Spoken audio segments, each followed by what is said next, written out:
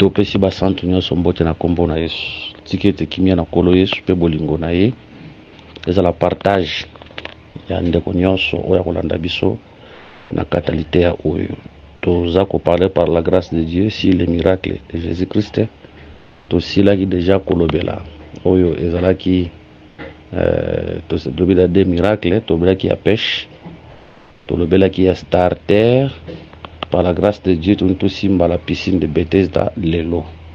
Voilà, Seigneur, te péché, merci pour ce temps. Nous sommes dans la joie. Yahweh, sous le bosso nayo, natango, en créant de ta présence, bénis-nous, que ta présence est pas la biso parle-nous. Nous sommes qu'on attend, te déclarons l'essence et fait au nom de Jésus. Seigneur, que ta miséricorde étalisse sa manacatalité au début à la fin, au nom de Jésus. Amen.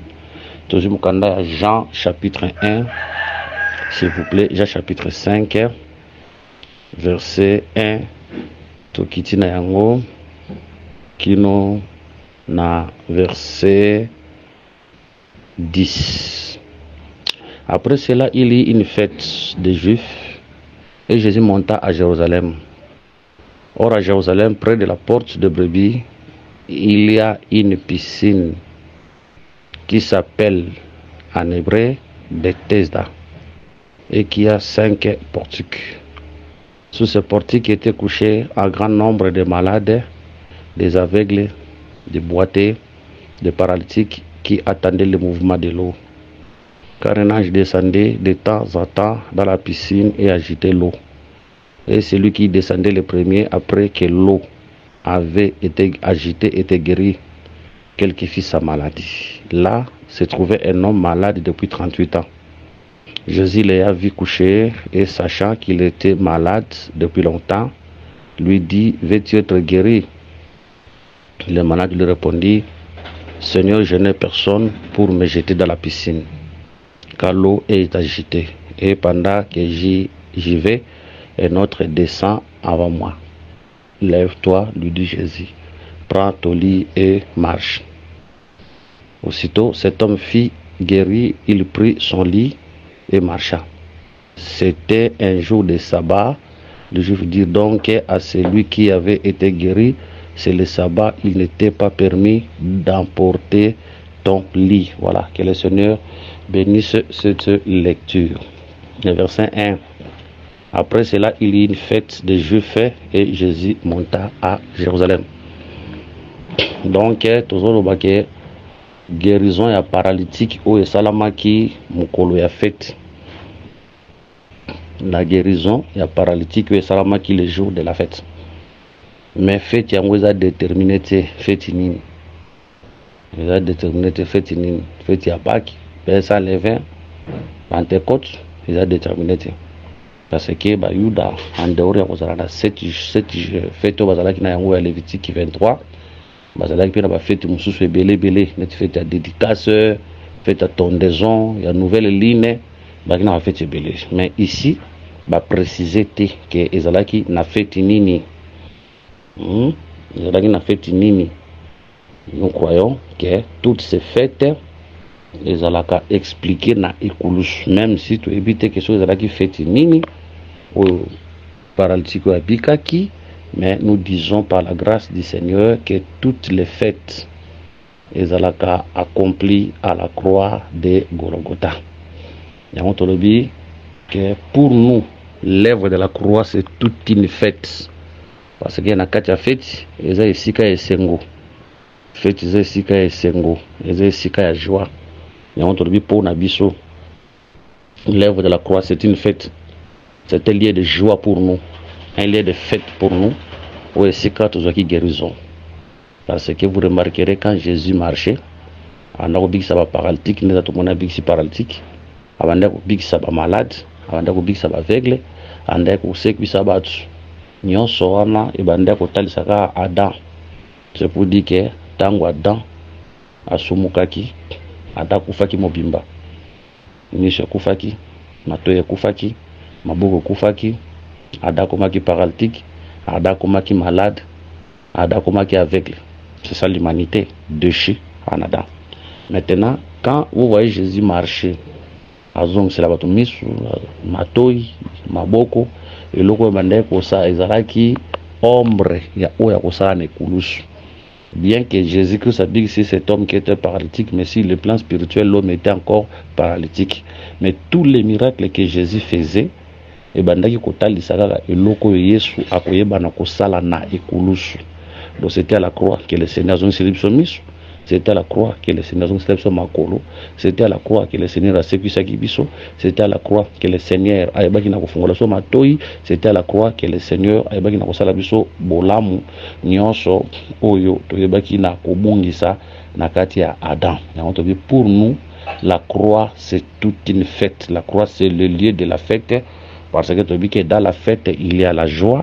C'est à la croix de Golgotha que tu vas retrouver bolam oyo biso tu vas kubungisa. Dans verset 2, babi or à Jérusalem, près de la porte des brebis, il y a une piscine qui s'appelle en hébreu Bethesda et qui a 5 portiques.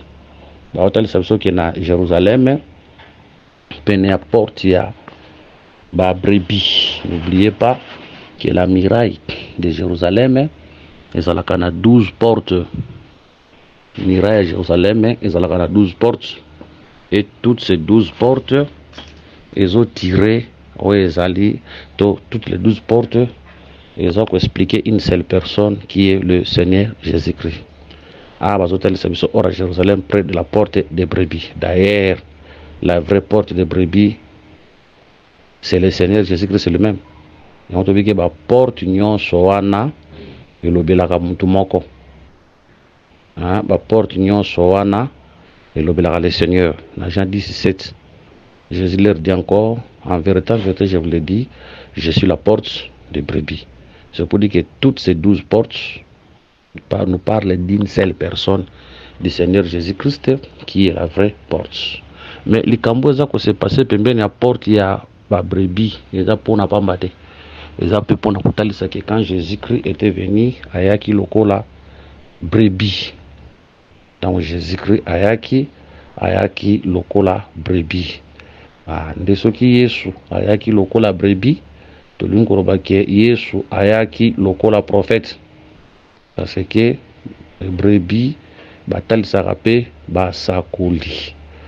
Dans Psaume chapitre 44 verset 23, le dit, mais c'est à cause de toi qu'on nous égorge tous les jours, qu'on nous regarde comme des brebis destinées à la boucherie. C'est Jérémie chapitre 11, verset 19e, la Bible nous dit ceci. J'étais comme un agneau familier, comme un à la boucherie, et j'ignorais les mauvais desseins qu'il méditait contre moi. Détruisons l'arbre avec son fruit, retrachons-les de la terre des vivants, et qu'on ne se souvienne plus de son nom. Donc, à Jérémie, à ça qu'on s'est comparé à un agneau. Donc, tu le dis, Yesu koya lokola brebis, aya kande lokola mosakoli. Parce que brebis a parlé à biso d'un prophète. Matthieu chapitre 7, verset 15. Gardez-vous des faux prophètes, ils viennent à vous en vêtements de brebis, mais au-dedans, ce sont des loups ravisseurs. Ah, on peut se rekiti, au moment où le Seigneur a tout à l'heure, la brebis, mais baza ba loup. Comparer par exemple nanzete. Jérémie pas à se comparer na agneau na nanzete. Gloire à Dieu. Donc tu comprendre que je m'excuse kotali sake Israël pembeni ya piscine et à porte ya brebis et là le bosso ton divina le Seigneur est moi à la porte de brebis et là comme il balait tu dis que le Seigneur a équipé la brebis, cela veut dire le Seigneur était venu comme un prophète. Maintenant, la Bible est biso boye. Ezalaki na piscine moko ezalaki wana na hébreu. Et bengami na komba Bethesda. Piscine wana ezalaki na 5 portiques. Lobi ke na se ya ba portique wana bato malade ebele balalaki place wana. Aveugle, ba boité, ba paralytique wanda kozalaka mai ningana. Pote ange moko banda kokita wana de temps en temps azo ningisa mai so muta koti na kati mutole boso mutu wana abandaki kobika mais ezalaki na mutu moko azalaki wana asalaki 38 ans na kati ya maladie na ye azalaki na moto akobikisa ye te.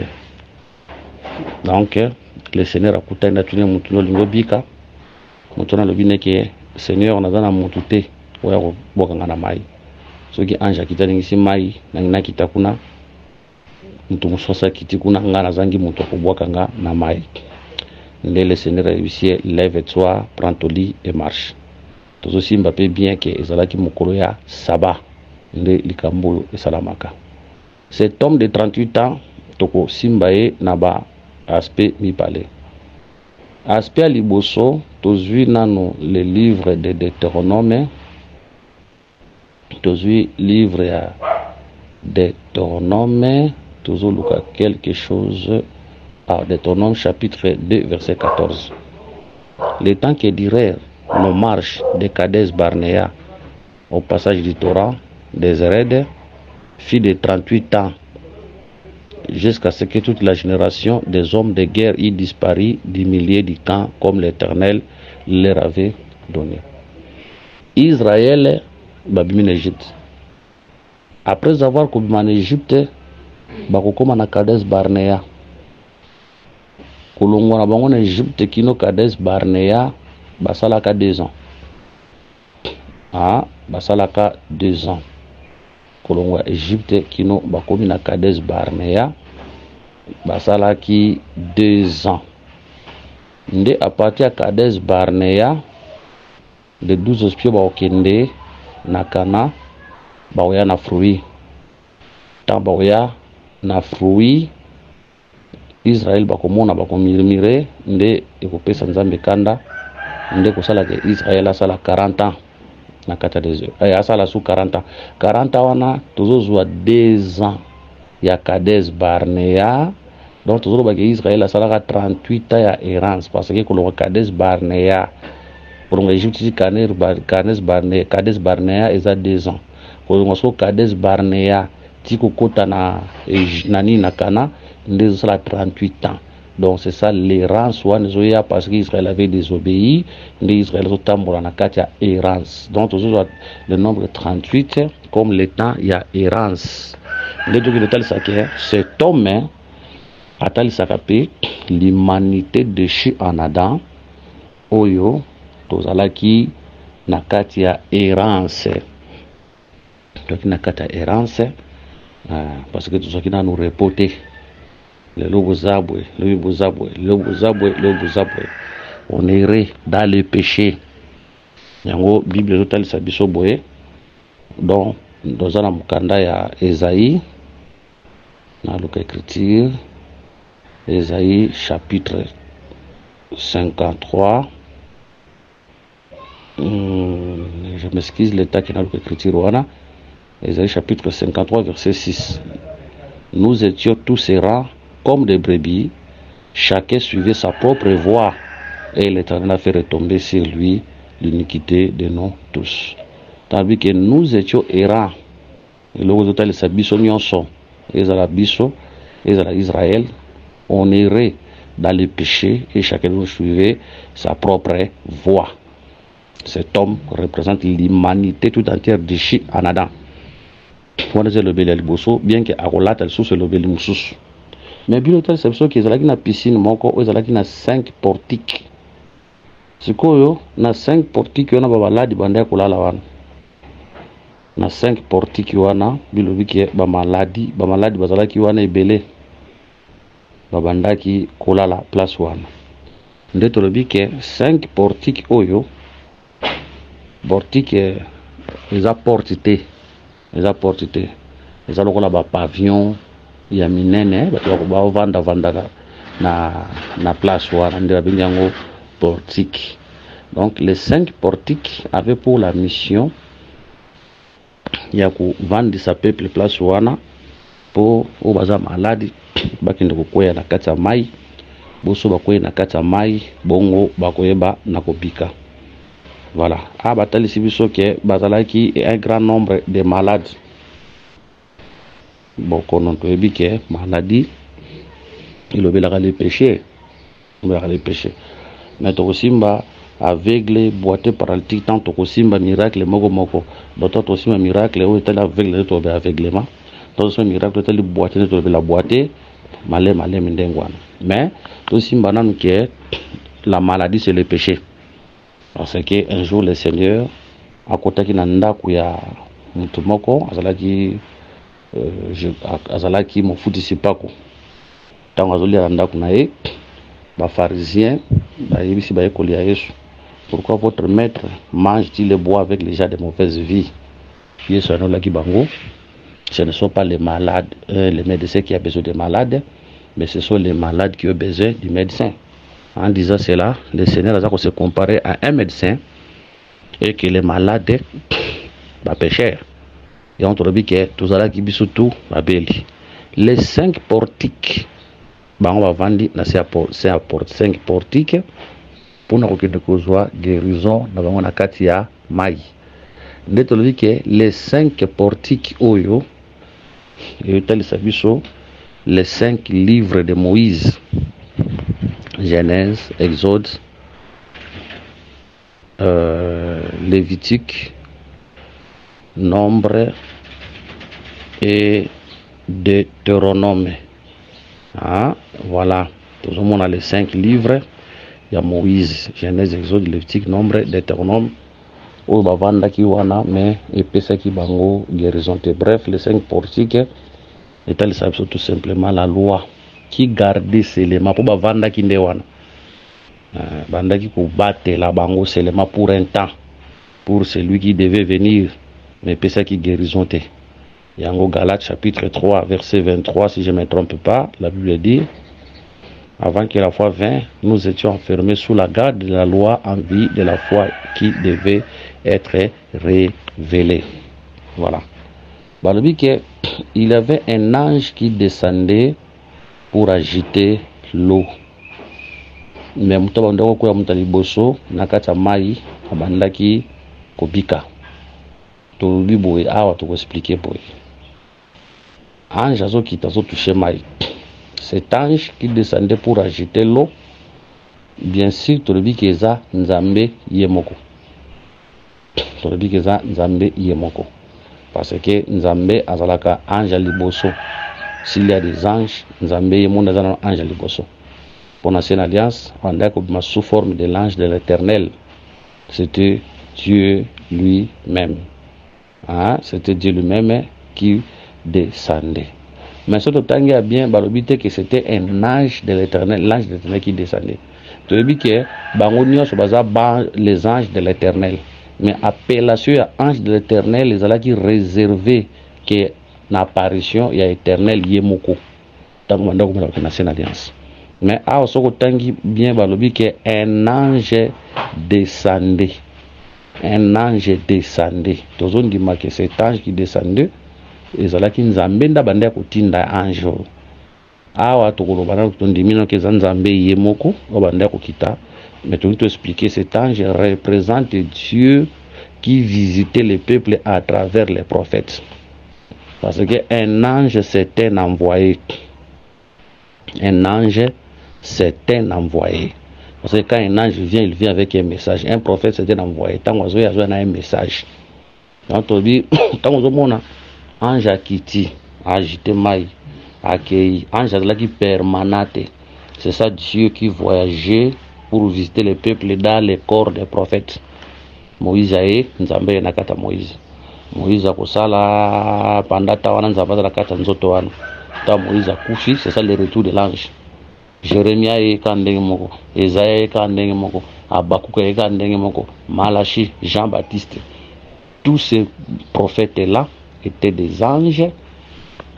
Oyo nzamba bandaki ko utiliser na ancienne alliance pour la guérison au ezalaki ya peuple pour la guérison oyo ezalaki ya libota. Mais retenons bien que cette guérison là ezalaki une guérison physique, ezalaki ya nzoto, ezalaki ya molimo te, ezalaki ya molimo te. Et puis tous ces anges là tant babande ko ya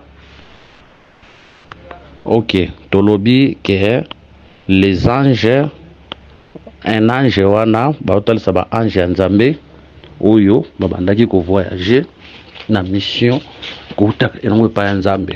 Les eaux au besoin ko agiter les eaux talisa la loi parce que tous les prophètes de la Sainte Alliance basala peka mobeko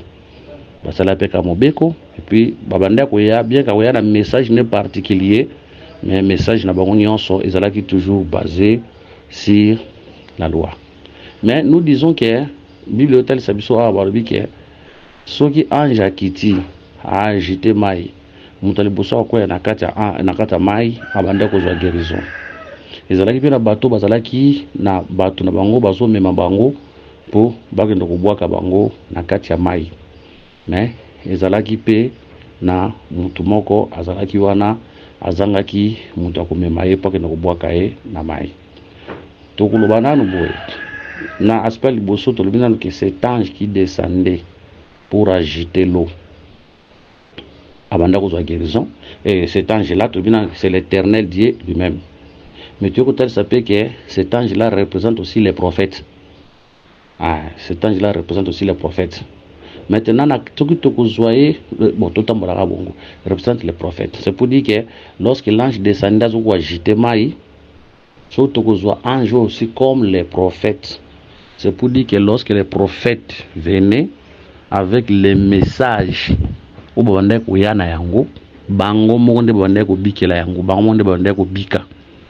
le peuple a crucifié bango, a bango, pour dire que l'ancienne alliance, les prophètes bazouaka sali, ko croire na makambo, ko sakola, bazwa sali mais en espérance.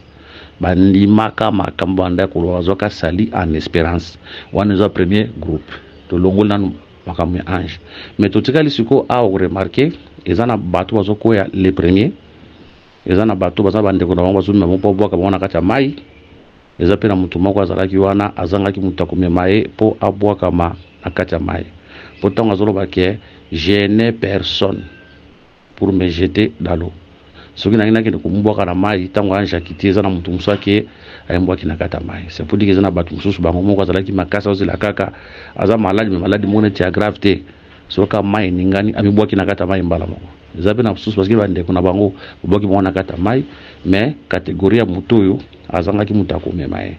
Ande toloba ke bato bazokoya premièrement azokoya ye moko na maka azokoya ye moko mutu azosa guérison ba otali sapeka les prophètes. Ba otali sapeka les prophètes. C'est pour dire que les prophètes bazibaki na kozwa sali na ancienne alliance par l'espérance parce que ba croira ki na makambo yo bandaki osakola depuis l'ancienne alliance. Mais maintenant bato bazalaki na mutu pour na komema ye babwaka na kata mai ba représentera le peuple d'Israël.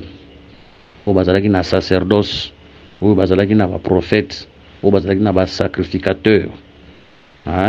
Ils ba sacrificateur, ba prophète na banda ko sunga bango ba poussa na pembeni ya Nzambe. Mais tandis que muto ya zangaki mutu azo représenter nous les nations.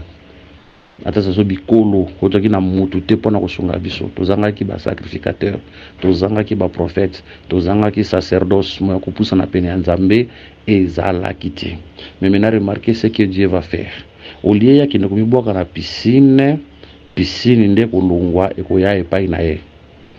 Quand Jésus vient auprès de lui, nous disons que ce jour-là, tu vas dans la piscine mibale. Nous collons dans la piscine mibale. Piscine moko ya mai. Oyo banga banda komona na Jésus comme piscine oyo liboso na ye. Donc piscine ya solo de Jésus. Piscine on a kutu soko koi okopola. Alors bien que tu guérison mais bilambe poli na mai. Mais Jésus ndaza piscine ya solo o soko yepa ina ye. D'ailleurs yende kuta yaka epa ya mutu. Yenda yaki epa ya paralytique et donc pesa ye guérison. Ya on tolobi ke sur tolobi Jésus Christ yenaza piscine ya solo. C'est pour dire que nyonso ezalaki place wana ezokoma Jésus. Po piscine wana c'est la signification na yango lobi la maison de la miséricorde. Bien que bien la maison de la miséricorde, mais nous disons que dans la grâce la miséricorde des alagités. Oui, il avait une certaine miséricorde pour la guérison à nous autres talisamaki. Mais miséricorde ya solo et il y a une vraie piscine qui est Jésus-Christ, c'est lui la vraie maison de la miséricorde. Et on te dit que tous les éléments autres au monde awa tokuta on a kata Jésus. Tant tokuta les 5 portiques awa tokuta les 5 portiques na kata Jésus. Piscine tokuta na kata Jésus.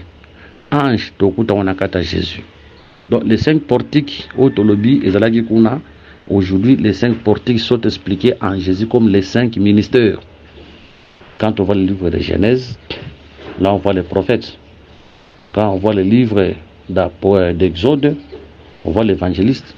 Parce que Moïse, il faut qu'il ait libéré le peuple, à Kabola peuple en Égypte. À Kabola peuple, c'est aussi le deuxième jour. Non, c'est ça. Le deuxième jour, Dieu sépare le ciel et les eaux d'avec les eaux. C'est ça l'œuvre d'un évangéliste à qui en Égypte, à Kabola peuple. À séparer le peuple, Israël a bimi, Égypte a tiré. C'est ça l'œuvre de l'évangéliste, prêcher, séparer le peuple du monde, évangéliser. Lévitique, tout mon apostolat, nombre de mon docteur, puis Deutéronome, tout mon pasteur. Donc, tout le but que les 5 portiques aujourd'hui en Christ de la maison de la miséricorde, ils ont représenté les 5 ministères. Où les lots, basant un objectif. Il y a coupé sa guérison dans les malades.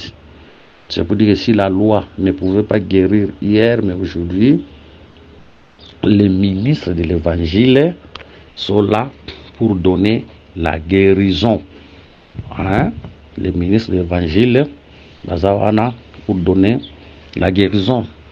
Nous devons faire beaucoup trop d'attention pour te expliquer sur le Komokoana. Dans cette maison de la miséricorde, piscine, les portiques, expliquer comme les 5 ministères, toujours dans cette maison de la miséricorde qui est Christ, qui est l'église, toujours trouver la piscine, toujours trouver les eaux. Ici, nous prenons les eaux comme la parole, comme l'enseignement, comme les écritures. Oh, tout ce monde a ange qui est pour agiter. Ange, pour agiter, c'est le Saint-Esprit. C'est l'esprit ministériel. Nakata ministre. Ce qui n'a pas l'alliance à Bandeko, ange à Bandeko, ya, azokende, mais aujourd'hui, l'ange est permanent. Je serai avec vous tous les jours jusqu'à la fin du monde. Christ est avec nous à travers le Saint-Esprit. D'après des temps, le monde ne me verra plus, mais vous me verrez car je serai en vous. Donc, c'est lui, le Saint-Esprit, donc Christ qui est revenu comme l'Esprit. Donc, cet ange qui agite l'eau, c'est le Saint-Esprit, l'Esprit ministériel, Nakataba ministre. Aux abasus mission à quoi agiter maïs, c'est ça le balancement des nuées, agiter les eaux pour que le peuple à quoi il y a besoin de guérison, agiter les eaux, c'est ça interpréter les écritures. Tant qu'on agiter, ça veut dire il interprète les écritures, donc balancer les nuées. Tant qu'on balancer les nuées, ça peut être vous le payer, vous là c'est la révélation. Tant qu'on agiter les eaux, il interprète les écritures. En fait, qu'il y a mon temps au payer, nakata mouvement wana, aïe bana kozwa guérison. Aujourd'hui, l'ange est permanent. Nous devons faire beaucoup trop d'attention. Les gens assez abigi déjà pas quoi nakata mai. Abigi déjà. Mais mutumsusu aye akwai na nakata mai nante mazawana akwai na nakata mai te. Yango mona mutumsusu aye azosambela jusque là kindumbe silinante muyibe silinante. A été pour jusque-là à quoi nanu nakata maite, mais il arrivera aussi un temps où le Seigneur a visité à quoi nakata mai à obika parce que boité ou yazana piscine à Bethesda na boité ou yazana libanda ou yazana piscine à Bethesda azana likia un jour à obika mais ou yazana libanda piscine à Bethesda mai zate. C'est pour dire que mon pagano a en église non pagano za libanda ou ya en église ndenga zo ya wana. De comment on a la faiblesse, nous croyons qu'un jour le Seigneur lui fera grâce, et à quoi n'a pas guérison. Un jour le Seigneur lui fera grâce, et à quoi n'a pas guérison. Pour exhorter sur les peuples pour dire que cet homme, qui a 38 ans, il voyait les autres témoigner, les autres crier, oh, Dieu m'a guéri, Dieu m'a fait ceci. N'ayez pas le droit quitter avant d'être un endroit malam qui n'a pas de guérison. Donc c'est pour dire que nous devons rester fidèles à Christ. Si nous voyons les autres témoigner la grandeur de Dieu aujourd'hui, restons fidèles à Christ. Il arrivera aussi un temps où nous aussi, nous allons témoigner la grâce de Dieu. Parce que Christ, c'est le favoritisme. Il y a un homme qui parle que si je vais tomber, je suis à quoi c'est pour dire que lorsque les gens disent, nabiki, abandai koyoka, abandai komona, bien que force à quoi ça va quitter, mais il voyait, puis abandai koyoka. Gloire à Dieu, son jour aussi, 38e année, nae, et komaki. Or, 38e année, c'est ça le 7e jour. Parce que, Bible dit que c'était le sabbat, c'était le 7e jour. C'est pour dire que les 38 ans, nous sommes 37 ans, ça là qui ont 6 jours. 38e année de le sabbat, nae. 38e année de sabbat, nae, donc, comme une souka, pour nous dire que Dieu nous réserve le 7e jour. Il dit que le repos est allé, la lève, mais allé. Mais sur la terre, le Seigneur nous réserve aussi le 7e jour. Vous avez consoler mité manamiso, vous avez un repos, vous avez kimia. Si cet homme qui est paralytique, mais peut-être biso tam su yo la premier mariage, premier voyage, problème soit ya musala, problème à kubota, problème à nini, mais il faut avoir la foi que le 7e jour ekoya pe loboko ya nzambe ekoyeba na ko talisama. Donc le but que le Seigneur Jésus, yende azoya, yende maison ya miséricorde, yende piscine véritable, azoya pour donner la vie, pour donner la guérison. Ndako yebisa prend ton lit, lève-toi et marche. Je expliquais déjà ma kamambe tout. Donc mbeto maïbso na sena alliance avec des enseignements de la loi. Les années, le bel moko, mais le bel mususu. Surtout que tali sa moto pe lokola moto aza ko souffrir na kata makambo nzambe amito azo souffrir mais azana posa elikia akobika kaka mbeto na ko mapeli lakisi tamba zolo baneke lève toi prends ton lit marche c'est pour dire que li lakisi o garda ki ona tangu ya pasi tangu penza ko visiter ko tika li lakisi wana te ezati na tangu ya pasi uzoko croire que mwana nzambe ko tel ta ko mela masanga ta ko yiba ta ko finga te mais tangu zimbongo obosani okoti na relaxi mususu te ko mele za ngona likamute ke nde bar za ngona likamute ke ndo tele za ngona likamute non l'enseignement ou supporter que la tango ya passe même tango bola moye tu dois garder cet enseignement. Nous disons que le 7e jour existe, tandis que le 38 la 38e année c'est le 7e jour où tango zoya pour pesa repos et pas ya mutoyo abika azolo biko nae. Ils dit le jour de sabbat, le jour du repos, un jour, dans la piscine de Bethesda, véritable crier Christ, on a déjà le 7e jour, et c'est qu'il y a repos, et c'est qu'il y a guérison. Voilà que le Seigneur Jésus-Christ vous bénisse pour résumer piscine de Bethesda, pour prochainement tout ça, miracle moussous. Voilà. Ma coordonnée est plus 243 99 88 77 63 plus 243 84 22 64 114. Il y a une question à poser particulièrement, beaucoup de choses comme ça, de vous répondre. Peut-être que par rapport à marche de Tamboli, ce que vous en place, peut-être, Oyo, et Seigneur, beaucoup de répondre dans le numéro de Pessioana. Paix en Christ, nous prochainement, dans miracle, nous à notre Seigneur Jésus-Christ. Que le Seigneur Jésus-Christ vous bénisse.